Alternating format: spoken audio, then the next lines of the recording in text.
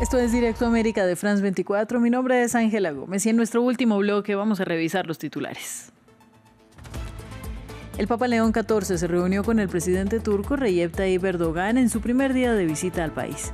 El pontífice también llegó al Parlamento para más encuentros con líderes en Estambul, como parte de sus 3 días de recorrido antes de desplazarse al Líbano. Tenemos el reporte. En Francia, el presidente Emmanuel Macron anunció este jueves un servicio militar voluntario abierto para jóvenes entre 18 y 19 años a partir de junio de 2026. Una declaración en medio de la preocupación de los países europeos frente a las acciones militares de Rusia. Y en Hong Kong, las autoridades afirman que el incendio está bajo control total, mientras los bomberos siguen sus labores de búsqueda. Al menos 65 personas perecieron y aún hay cerca de 300 desaparecidos. Las llamas fueron apagadas en 4 de los 7 bloques afectados. Tendremos en este bloque nuestro hecho del día y conectaremos para ello con nuestra corresponsal en Beirut, Ethel Bonet, para analizar el primer año del frágil cese el fuego firmado en noviembre de 2024 entre Israel y el grupo islamista Hezbollah, en medio de nuevos ataques de Tel Aviv contra el territorio libanés. Ya lo veremos. Primero el informativo.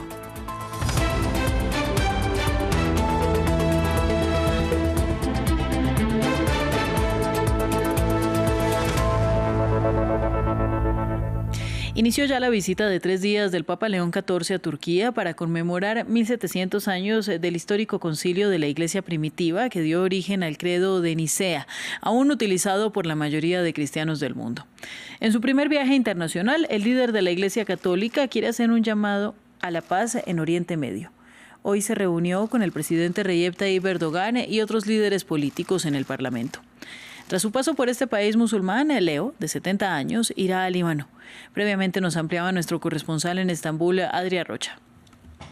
Pues lo hace sobre todo porque era uno de los últimos planes que tenía el último Papa, el Papa Francisco, antes de su muerte. Recordemos que este viaje ya estaba programado durante el papado de Francisco, lo que pasa que en mayo, después de su muerte, tuvo que ser cancelado. En este primer viaje, el Papa Francisco tenía programada hacer una declaración conjunta con el Patriarcado Ortodoxo de Constantinopla, la gran iglesia y patriarcado de todos los ortodoxos del mundo, que son todos los patriarcados iguales, pero el de Constantinopla, Estambul, es el superior entre todos ellos. Ambos tenían que hacer una declaración en la que tenían que estipular que la Pascua tenía que ser para todos los cristianos del mundo en las mismas fechas. Recordemos que en la actualidad los ortodoxos celebran Pascua y Navidades 1 o 2 semanas después de lo que lo hacen los católicos y protestantes. Después también el Papa, primero Francisco y ahora Leo, a través de siendo él el siguiente Papa, debe buscar más diálogo, no solo con la Iglesia Ortodoxa de Constantinopla, sino también con las demás fes y religiones que existen en Turquía, también la Iglesia armenia, la siriaca y también, por supuesto, todos los musulmanes del país. Por eso es precisamente su primera reunión durante el día de hoy es con el presidente turco Recep Tayyip Erdogan, con quien hablará sobre todo, según han asegurado fuentes vaticanas, de diálogo interreligioso entre musulmanes, católicos y también cristianos en todo el mundo. En otras noticias, los equipos negociadores de Ucrania y Estados Unidos se reunirían próximamente, según declaró el ministro de Asuntos Exteriores del país en guerra, Andriy Sybiha, añadiendo que Kiev centrará en pasos específicos de las propuestas de paz. En una rueda de prensa con su homólogo letón, Vaiva Vrase, Sybiha afirmó que Ucrania espera resultados concretos que permitan avanzar hacia un alto el fuego y menciona una posible reunión entre Volodymyr Zelensky y Donald Trump. Mientras en terreno Rusia reivindica la toma de una nueva localidad en el Donbass. Es de esperar que los equipos negociadores se reúnan próximamente. ¿Qué esperamos? Nuestras expectativas son resultados concretos para avanzar. Es fundamental para nosotros, y Ucrania lo ha demostrado repetidamente, lograr una tregua.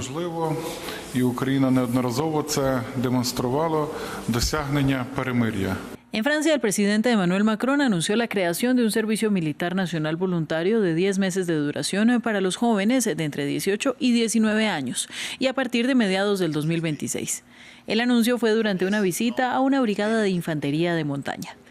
El objetivo de este programa es contar con unos 3.000 voluntarios en 2026 y alcanzar 50.000 en 2035.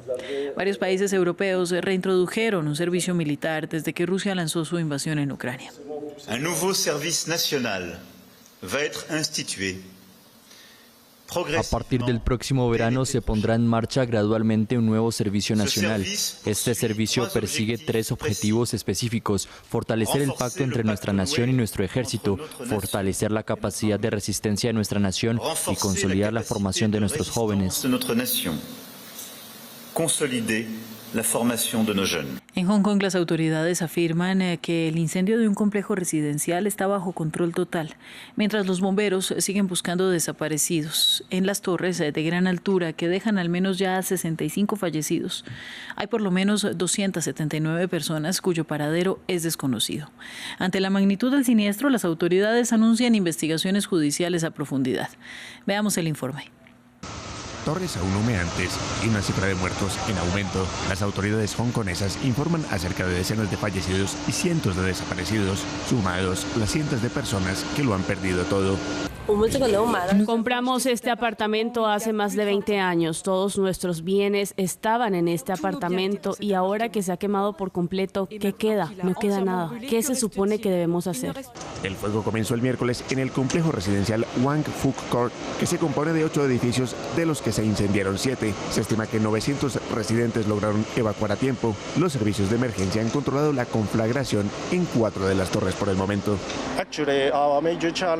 En realidad, nuestro mayor desafío es que la temperatura en el área del incendio es muy alta y el diseño interior es muy complejo porque el andamiaje se ha colapsado y nuestros bomberos necesitan enfrentar la alta temperatura para avanzar en el terreno del incendio capa por capa. Es muy difícil para nosotros. En las restantes, los bomberos luchan sin descanso por apagar las llamas. Mi hijo es bombero. Hoy está desplegado aquí. Me dijo que subía a los pisos superiores y que temía que más de 100 personas hubieran muerto. Algunos de los que no evacuaron corren el riesgo de asfixiarse o morir de calor. Cuando bajen a la gente, podría haber más de 100. Aún no lo sabemos. Hong Kong alberga algunos de los edificios residenciales más altos y densamente poblados del mundo. Se estima que en este complejo viven alrededor de 4.800 personas. Vamos ahora a noticias de Guinea-Bissau. Un día después del golpe de Estado llevado a cabo por militares, estos anunciaron el nombramiento del general Horta Ntam como presidente de transición y también del alto comando militar durante un año. El golpe de Estado interrumpió el proceso electoral en curso en el país, cuando se esperaban los resultados de las elecciones presidenciales del pasado domingo. La oposición al presidente destituido, Umaro Sissoco Embalo, denuncia que el golpe es un montaje del líder. Estados Unidos y República Dominicana sellaron un acuerdo de cooperación temporal que permitirá a Washington usar aeropuertos e instalaciones militares en el país caribeño, como parte de la operación Lanza del Sur anunciada por la administración de Trump en su declarada lucha contra el narcotráfico.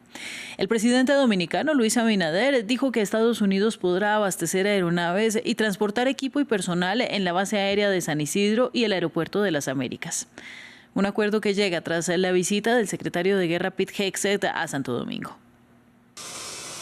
República Dominicana autoriza a Estados Unidos el uso de un aeropuerto y una base militar para operaciones antidroga en el Caribe. El gobierno de Santo Domingo, aliado cercano de la administración Trump, ampliará su colaboración con las operaciones de Washington contra el narcotráfico, que incluirá el reabastecimiento y despliegue de contingentes militares en el país, en el Aeropuerto Internacional de las Américas y la base aérea de San Isidro en Santo Domingo. El acuerdo, que será temporal, fue anunciado por el presidente Luis Abinader durante la visita del secretario de Guerra Pete Hegseth. Y en ese marco anuncio al país que hemos autorizado a los Estados Unidos por un plazo limitado el uso de espacios restringidos en la base aérea de San Isidro y en el Aeropuerto Internacional de las Américas para la operación logística de aviones de reabastecimiento de combustible, transporte de equipos y personal técnico.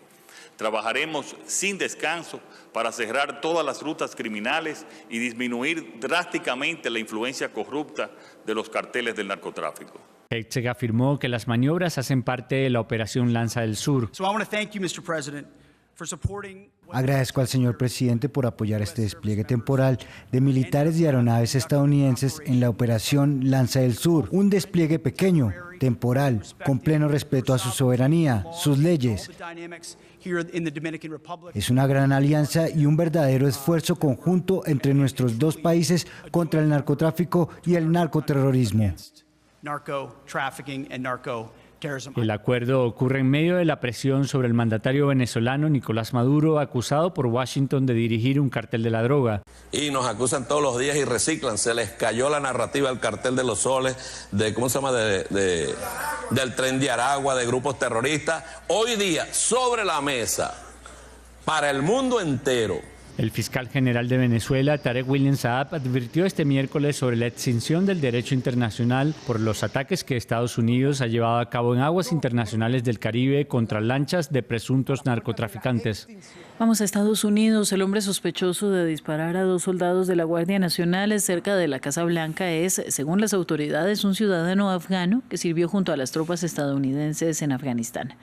Fox News, citando al director de la Agencia Central de Inteligencia, John Ratcliffe, dijo que el sospechoso trabajó con varias entidades del gobierno, incluido el Servicio de Inteligencia. Los 2 guardias se encuentran en estado crítico en un hospital. El atacante también resultó herido en el tiroteo y permanece bajo custodia. Más detalles a continuación. Al abrir fuego con un revólver, el pistolero hirió de gravedad a 2 soldados de la Guardia Nacional cerca de la Casa Blanca el miércoles, en víspera del Día de Acción de Gracias.